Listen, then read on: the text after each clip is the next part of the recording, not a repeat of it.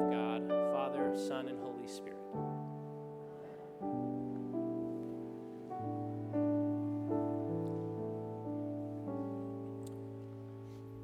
Well, Happy New Year.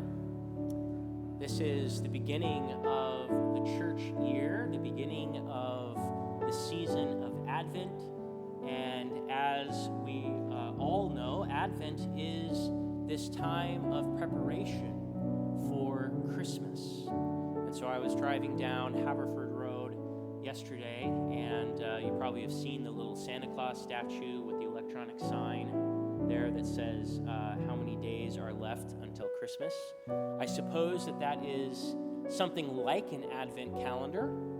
Of course, we have other Advent calendars, and we have our Advent wreath that marks the passing of time between now and Christmas.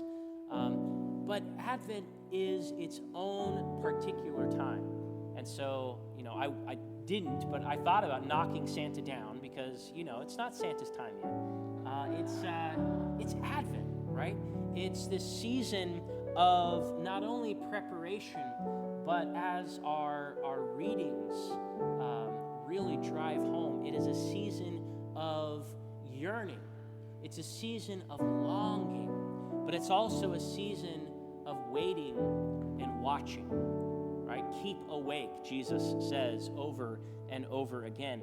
And so it's this strange and poignant mixture, Advent, this strange blend of desire and patience. That's the sort of attitude that we spend the next 4 weeks in. Desire, on the one hand, for the return of Christ. Desire for God to establish God's kingdom once and for all and to set everything right.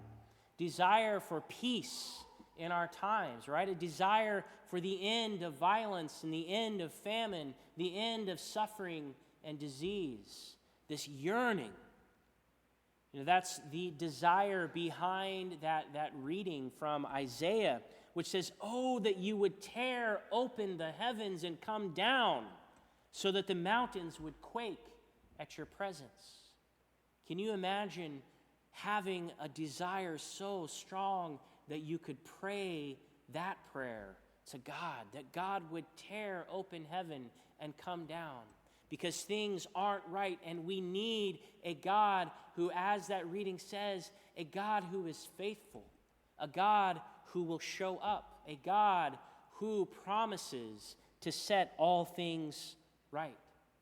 And so that is the context in which Jesus tells us to keep awake. That passage right before that we don't read, but the passage right before it in Mark talks about the signs that will accompany the coming of the return of Christ. And so Jesus is telling us to keep awake, to be aware, to pay attention. And so Advent is a season for yearning. It's a season for watching and waiting. It's a season for, perhaps above all, a season for paying attention. So I've got two images that I want to offer you for Advent. And the first one comes from television. The second one will come from the Bible. But a couple of you have actually, from time to time, you make recommendations to me to listen to Patti LaBelle, for instance, to watch certain television shows. And so one of you recommended that I watch the show called Blue Bloods, which I don't know if you've ever seen. So I was watching a couple episodes. It's a sort of police show, and it's all about this family who they're all police or they're all in law enforcement.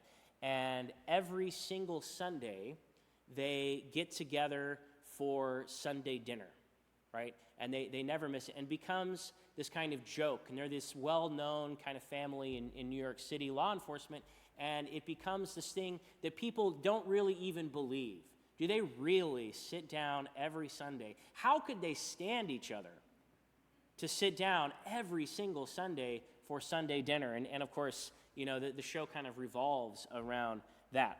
And it's very interesting. Got me thinking about my own my own growing up and my mother making a pot roast for Sunday dinner. Has anybody ever made pot roast? I actually got up really early this morning because I was working on the sermon and was thinking about it all week. I was like, I got to do it. So I woke up this morning and I put the pot roast in the slow cooker, and it's going to be ready by the time I get home, hopefully. It's not going to be as good as my mom's. But Sunday pot roast dinner, there's something so quintessential about that. And everybody sits down and everybody takes the time to pray, to thank God for their gifts, and then they eat this meal together. Pot roast takes time, doesn't it? It takes heat, right? Preferably slow, right? Slow and low is how you cook pot roast, right? But it takes time to cook. And so contrasting that with fast food, right? Now, I also eat fast food. Yesterday, my kids and I went to McDonald's because we just did. But again, thinking about that patty of meat on that cheeseburger, and thinking about how many continents it's traveled. You know, it's manufactured in some factory and then shipped who knows how many countless miles, frozen and then rewarmed and then in some sort of tray for a while, and then somebody slaps it on the patty, and then and I'm eating it in the car, right? And there's you know, it's just this absolute contrast between sitting down, the Sunday dinner, this pot roast, this thing that takes time and attention and care, and this thing that is so convenient and so quick and so salty and so, you know, and just easy, right? And so Advent is the former. Advent is an invitation to slow down and to pay attention. Maybe it's an invitation to gather some family and some friends and to sit down and have a meal together on a Sunday afternoon or a Sunday evening. There's this cookbook that I love. It's my favorite cookbook. It's called The Supper of the Lamb, and it's by an Episcopal priest, go figure, named Robert Farrar Capon. And you really need to check this out if you're into cooking. He spends an entire chapter on an onion. It's like 30, 40 pages. And what he invites you to do is to find an onion and to sit down at the kitchen table. Don't stand. Sit down at the kitchen table. Carve out maybe 60 minutes and spend that time with the onion, paying attention to the onion, cutting the onion, thinking about the onion. And I'm not joking. There's all this really profound, deep spiritual significance that he draws out of the onion. And his point is that we need to learn how to pay attention. And one of the ways we can do that is cooking. There are many others, music, art. There's so many ways of learning, of training ourselves to slow down and to pay attention. And so Advent is this season in which we are invited to do that. And Robert Farrar Capon says this. He says, humanity's real work is to look at the things of the world and to love them for what they are.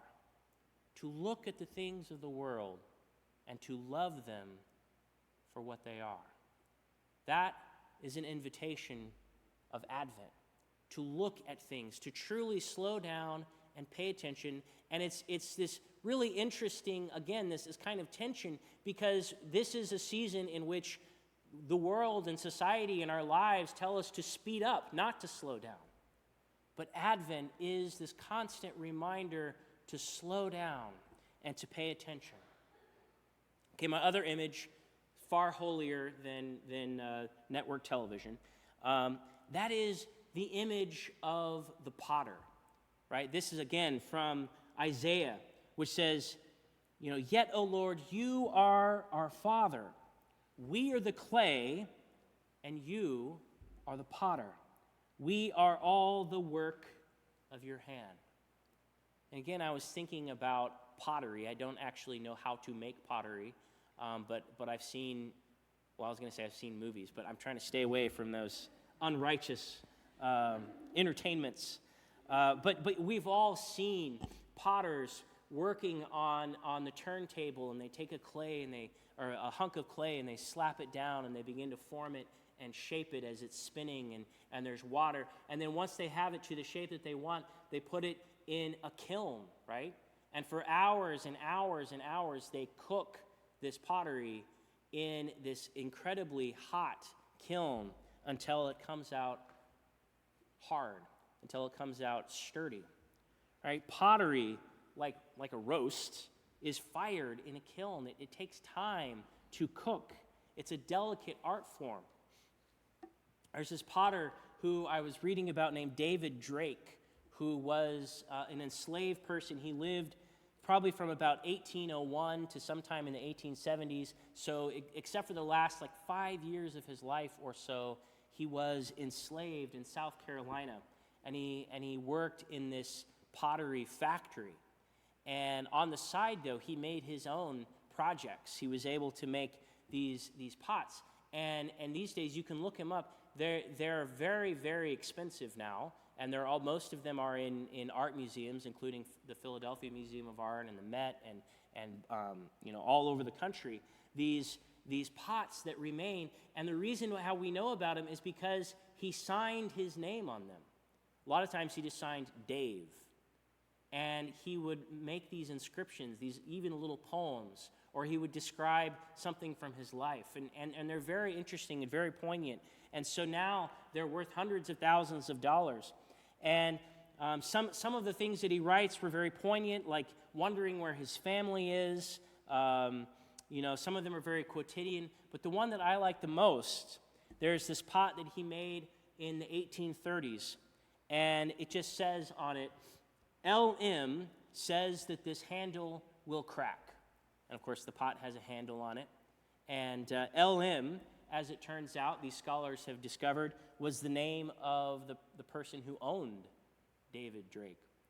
And so LM says this handle will crack. Well, guess what?